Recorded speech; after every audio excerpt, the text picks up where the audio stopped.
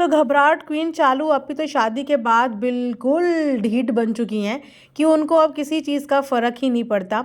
एक टाइम था कि चालू अपी को अपने लिए एक शब्द भी बोल दो तो चालू अपी तुरंत हाइपर होती हुई उस चीज़ की सफाई देने के लिए आ जाती थी। लेकिन अब तो जैसे चालू अपी को किसी ने अच्छे से प्यार से इतना समझा दिया है कि भैया ये सब चीज़ें करो और ज़्यादा करो, ट्रेंड में कैसे आओगी वरना कंटेंट चलेगा कैसे वरना। तो यही बात है कि चालू अपी पिछले टाइम की कार ड्राइविंग से कुछ भी नहीं सीखी।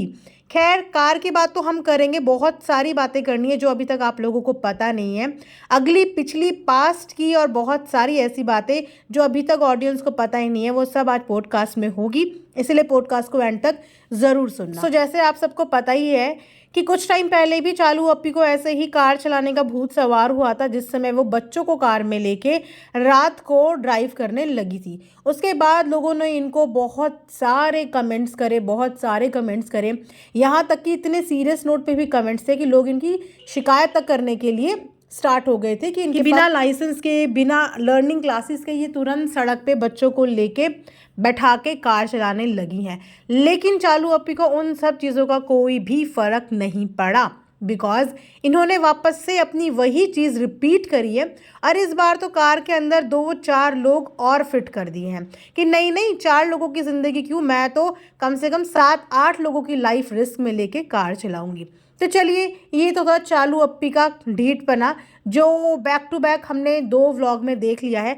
अब बात करते हैं कि इन सब चीज़ों की असलियत क्या है। असलियत ये है दोस्तों कि चालू अपी जो दिखा रही है वो सच नहीं है, और जो सच है वो चालू अपी दिखा नहीं रही है। अब मैं आप लोगों को थोड़ी थोड़ी सी हिंट देती हूँ, थोड़ा थोड़ा सा फ्लैशबैक में लेके चलती हूँ, तो आप लोगों के खुद ही दिमाग के एंटेनर जो है वो खड़े हो जाएंगे और आपको समझ आ जाएगा कि एक्चुअल में चीज़ें चल क्या रही हैं। अब बात करते हैं चालू अपी के खाना बनाने की। ऐसा नहीं है कि चालू अपी को खाना बनाना नहीं आता, बखूबी आता है, बहुत अच्छे से आता है। कई बार डब्बा ने अपने व्लॉग्स में शादी से पहले कई सारी रेसिपीज़ शेयर की हैं, काफ़ी सारी चीज़ें अपनी मम्मी को खिलाई हैं। उसके बाद शादी के बाद चालू अपी एक रोटी तक बेलने के लिए टेंट्रम्स करती हैं, एक रोटी तक बेलने के लिए ये दिखाती हैं कि उनको तो रोटी बेलनी नहीं आती। चाय बनाती हैं तो चाय नीचे गिराती हैं, चावल बनाती हैं तो चावल जला देती हैं। मतलब बैक टू बैक जानबूझ के ये सब चीज़ें दिखाई जाती हैं कि जैसे चालू अपी को कुछ नहीं आता है, सो दैट कि इनको लोग क्रिटिसाइज़ करें और इनको मज़ा आए, क्योंकि क्रिटिसिज्म भी एक तरीके की पॉपुलैरिटी ही होती है। तो उसके बाद कार का फंडा भी चालू अपी के माइंड में इसीलिए आया बिकॉज चालू अपी जानती थी कि जब मैं ये कंटेंट दिखाऊंगी तो मुझे बहुत सारे लोग क्रिटिसाइज़ करेंगे, जबकि सच्चाई ये है कि चालू अपी को कार चलानी आती है। और कार चलाते हुए चालू अपी इस तरीके से प्रिटेंड कर रही थी कि उसे जैसे बेसिक नॉलेज भी नहीं है, उसे कार का ABC भी नहीं पता। जबकि जब उन्होंने ड्राइव करी थी उनके कॉन्फिडेंस से ये लग रहा था कि उनको गाड़ी चलानी आती है, वरना जिस बंदे को गाड़ी का ABC भी नहीं पता और वो इतनी बड़ी गाड़ी अपने हाथ में ले दैट टू नाइट में, कौन सा हस्बैंड तो ऐसा करने देगा। और इनफैक्ट जो घबराहट क्वीन को प्लेन में बैठने में घबराहट हो जाती है, झूलों में बैठने में घबराहट हो जाती है, काम को देख के घबराहट हो जाती है, उस घबराहट क्वीन के अंदर इतना कलेजा है कि वो रात को बच्चों को बिठा के गाड़ी की फ्रंट सीट पर बैठ के ड्राइविंग कर ले। जी नहीं, वो गाड़ी इसीलिए चला पाए क्योंकि चालू अपी को गाड़ी के बेसिक्स पता है। प्लेन रोड पे, फ्री रोड पे वो गाड़ी बहुत आराम से चला सकती हैं। इनफैक्ट 2015 में चालू अपी ने ये पोस्ट किया था, ये चीज़ शेयर की थी कि वो ड्राइविंग क्लासेस ले रही हैं, और उन्होंने, मेरे पास अभी वो पिक्चर्स हैं नहीं, बट उन्होंने उस समय पे ये बताया था कि वो ड्राइविंग स्कूल जा रही हैं और ड्राइविंग क्लासेस ले रही हैं। और तो और जिस समय उन्होंने अपनी फॉर्च्यूनर ली थी उससे पहले भी मुंबई में वो ड्राइविंग क्लासेस ले रही थी। लेकिन चालू अपी को ये शो करना नहीं है, इसीलिए क्योंकि ये कंटेंट का हिस्सा है। कैसे कंटेंट में वो मसाला नहीं डालेंगी, और अगर चालू अपी ने ड्राइविंग चला करनी शुरू कर दी तो फिर चालू अपी को ड्राइवर के नाम पे फ़नी कैसे मिलेगा। फिर तो फ़नी हर छोटे काम के लिए बोलेगा कि तुम्हें गाड़ी चलानी आती है, गाड़ी उठाओ और जाओ अपने काम कर लो।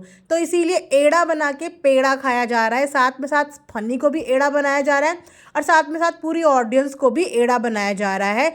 बिकॉज एक न्यू बंदा जिसे कार के बारे में कुछ नहीं पता, उसके अंदर कॉन्फिडेंस कैसे आ जाएगा कि वो रात को बैठ के तुरंत से गाड़ी में बैठ जाए और तुरंत गाड़ी को चलाना शुरू कर दे, वो भी जब वो घबराहट का पेशेंट हो। वो कैसे ये चीज़ें कर लेगा? लेकिन चालू अपी ने ये चीज़ें करी और दोबारा तिबारा करी, बिकॉज चालू अपी के पास डेफिनेटली लाइसेंस भी है।